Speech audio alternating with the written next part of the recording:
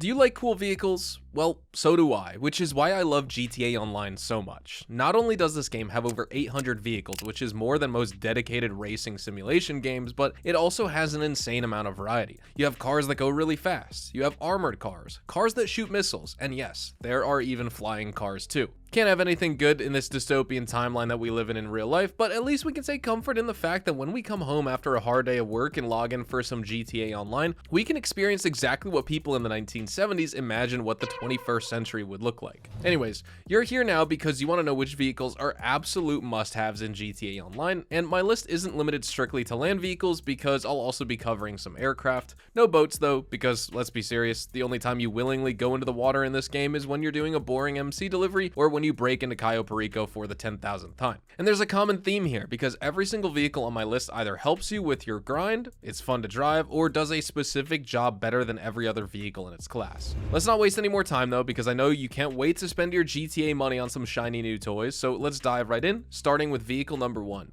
The Pegassi Weaponized Ignis. It's a $4.5 million supercar that goes incredibly fast, it's bullet resistant from the front and sides, and completely bulletproof from the rear, which is where most people tend to shoot you from. Plus, it has a roof-mounted triple barrel minigun turret, which mostly just aims wherever your car is pointing, but you can steer it just ever so slightly. This gun is more than enough to mow down whatever or whoever is standing in front of you, because these miniguns on the Ignis are absolutely no joke. They are a lot more effective than the crappy machine guns you get on the Night Shark, and you'll have absolutely no issues chasing people down, whether it's in PvE or even free roam PvP, because the Ignis will max out at over 140 miles an hour with HSW upgrades, making it one of the fastest supercars in the game. Next up is one of my personal favorites, and I'm willing to rank this one above the Ignis simply because of its increased explosive resistance and the fact it's literally free on Warstock Cash and Carry. You guys probably know which car I'm talking about. It's the legendary and infamous Duke of Death, which has become better in the last couple years thanks to the newly added support for Amani Tech. And yeah, this is a rear-wheel drive muscle car, which means the rear end will slip in corners if you don't let off the throttle a little bit, and the top speed isn't anything spectacular, but it's still plenty fast for missions, and you're almost completely protected when sitting in the Duke. There is a tiny slit up front which you can be shot through, but honestly, as long as you angle yourself properly, the rest of this car is 100% bulletproof, and it tanks 3 RPGs, which is 3 more than the armored Kuruma, so that's a plus. If you have a crew and you exclusively play PvE content, the Kuruma may be a little bit better, but if you want a solid all-rounder and don't care too much about seating capacity, then the Duke is going to be my go-to choice, and it's what I recommend to every single new player to GTA who just wants a solid armored vehicle for grinding and free roam, and with this one being free, you just can't pass it up. Next up is what I like to call the EV Imani Tech vehicle category, and you can honestly swap in any vehicle of your choice, like say the Omnis EGT or even the Ocelot Virtue, but just for the sake of this video, I'm going to go with the Buffalo EVX as it does support HSW upgrades in addition to Imani Tech, making this a little bit better than the rest of the competition, and because it does support HSW performance upgrades, the Buffalo EVX also hits a blisteringly fast speed of over 144 miles an hour, which funnily enough puts it on par with the weaponized Ignis for straight line speed, even though that supercar is based on the Lamborghini Shan. The Buffalo isn't the best at taking corners since it is a muscle car after all, but it does have all-wheel drive and really good torque, so as long as you know how to drift and when to brake, it will still put up some mighty impressive lap times. Plus, since this is an electric vehicle with a missile lock-on jammer, that means it can tank up to 12 RPGs as well as 12 homing missiles if your opponent manages to somehow land those on you while your jammer's active. The Brigade 6x6 is another amazing vehicle, and what makes this guy so special is the built-in Acid Lab business that you unlock by playing through the first dose set of missions. There are 6 of these in total, and on the final one, you'll be given a Brigade 6x6 for free. 0 monetary investment needed, and the money you make from the 6 first dose missions as well as the 5 last dose missions will be more than enough to buy the Acid Lab equipment. Then you can do 10 Fooligan jobs by calling up Dax on your phone, and after that, you'll unlock the upgraded equipment, which speeds up production time, and it allows you to make up to $351,000 with a full borrow product if you also give a custom name to your acid. And a lot of people don't realize this, but the Brigade is the second most armored vehicle in the entire game, right behind the MOC, in terms of pure explosive resistance, because it can tank 48 RPGs and 48 homing missiles if a player is sitting inside. The Avenger is basically a flying MOC, but with actual offensive potential and some really cool perks that make it awesome for squad play if you have friends. This big boy is based on the V-22 Osprey, which means it's fully capable of VTOL and it can land or take off from places that most normal aircraft can't even dream of accessing. Then once you're in the air, you can simply engage the autopilot if you're a solo player, walk into the weapons station within the cargo hold, and unleash hell on the bugs squirming underneath your feet with those remote cannon turrets. If some kid on an Oppressor Mark II tries to get cheeky with you, you can remind him that you're not defenseless in the air by also unleashing those dual homing missile launchers. And if that wasn't enough, the Avenger also has a bomb bay, allowing you to drop gas, incendiary, cluster, or explosive bombs on ground targets. The Terabyte is another mobile command center, just like the Avenger, but it's a ground-based system with a bunch of goodies in the operations center that make it one of the most versatile vehicles in the entire game. The reason that I feel the Terabyte is a must-buy is because it's a grinder's best friend. Once you install the master control terminal inside of it at your garment factory, the Terabyte turns into a mobile management center from where you can monitor your nightclub, warehouse, hangar, bunker, and every single MC business that you own. And that's just the business side of things. As a vehicle, the Terabyte is an absolute monster as well. Not only is it the third most armored vehicle in the entire game, but it also comes with a rear-mounted multi-missile launcher as well as a built-in drone station, plus it now has a silent running module that makes it disappear from the map as long as you're stationary. And then on top of that, it also fits a Bureautech missile lock-on jammer, which is the same as any normal Imani Tech jammer, and it will swat away any missiles headed your way. And even if the enemy manually aims at you, they'll still have to land 34 homing missiles or RPGs before your Terabyte's armor fails, and that is a ton. Their patience is more likely to shatter before your Terabyte does, and in practice, it's even tankier than the MOC. The Bravado Banshee GTS is up next, and this is the fastest land vehicle in the entire game with a top speed of over 172 miles an hour, making it the weapon of choice for races and time trials. I was originally going to put the Hakusho Dragon here, but think of it as a nice little alternative if you either can't afford the Banshee or if you prefer motorbikes to cars because of how much better they are at weaving through traffic. However, the Banshee overall I think is a better vehicle as it won't toss you away if you run over a curb or into a bush, and it kind of does the same job as the Hakusho Drag, but it's faster on the freeways with a higher top speed.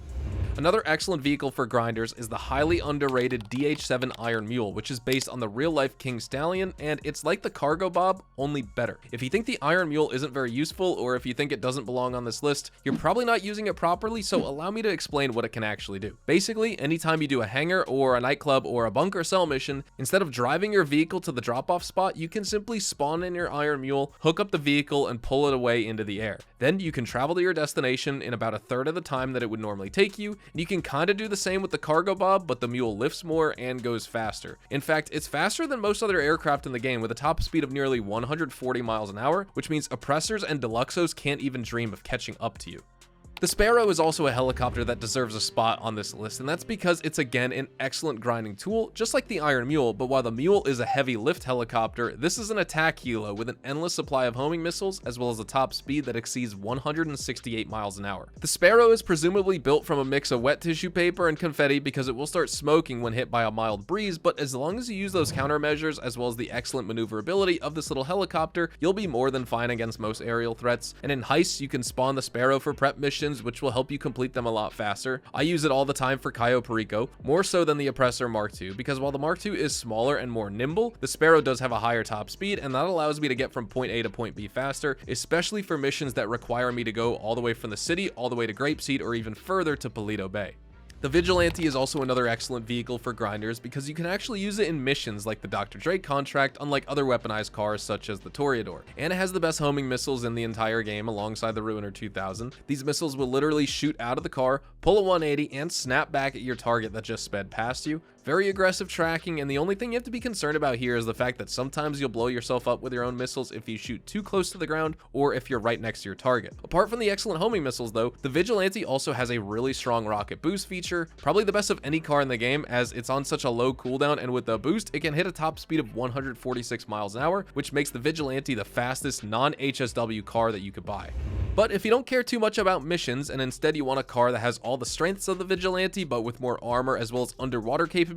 you can just get the Toreador. It's basically the Stromberg, but a whole lot better, and the dual mounted front-facing machine guns are insanely good as they can rip through squads of people and regular vehicles within 1 to 2 seconds. And when those machine guns aren't enough, you can always unleash your homing missiles, which by the way turn into torpedoes once you go underwater, and they can target boats or submarines. And just like the Vigilante, the Toreador has an excellent rocket boost feature of its own, cone, which helps with covering lots of ground really fast and lets you angle your nose upwards so you can swat those pesky oppressors out of the sky. And speaking of which, next up is that infamous Oppressor Mark II. This is a vehicle that I was previously hesitant about including because of its reputation that it's garnered over time, but there's no denying that this is a really good one as long as you aren't griefing others. It's a flying bike and shoots some of the best homing missiles in the game, even after the nerf to their tracking, and it will fit into places where no other flying vehicle can go. The Oppressor is a perfect hit and run machine, and despite the somewhat mediocre top speed of 117 miles an hour without any sort of boost or exploit, this is still a flying machine, which means you don't need to follow the road, and it also has 0 spool up time for the engine, unlike helicopters, so you can walk out of a building, get on your Oppressor Mark II, and zoom away before the perma respawning NPC cars start streaming in to ruin your day.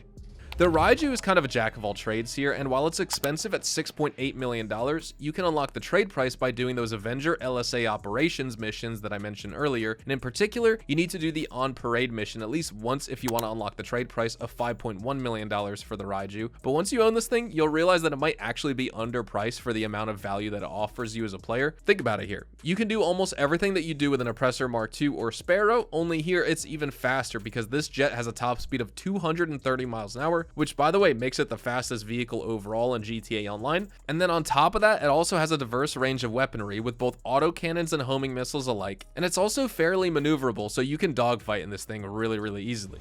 And if you want a helicopter version of the Raiu, then look no further than the Akula. It's heavily armored, shoots both guided as well as unguided missiles, and it's almost as fast as a Sparrow. Only this helicopter has stealth, just like the Raiu, and it also has actual armor plating, so it's much harder to destroy in the air. The final item on my list, and possibly the best vehicle in the entire game, at least from a money-making perspective that is the venerable Kasaka Submarine, which for $2.2 million is the single best investment you can make, as that will unlock Cayo Perico. Even though Rockstar keeps messing with this heist to make sure it isn't too overpowered, it's still a guaranteed $1 million on average for about an hour of gameplay, and if you go the stealth route, you don't even have to do any fighting. Overall, I'd say the Kasaka is a must-have, even if you don't plan on spamming the Cayo Perico heist, just because you gain access to the awesome Sparrow helicopter as well, and should you need a quick infusion of cash, you can always pop in for a quick Cayo session. Just be mindful of spamming that heist over and over, because that's when the game starts to become really tedious, and you don't want to burn out and waste all the time you spent progressing before that.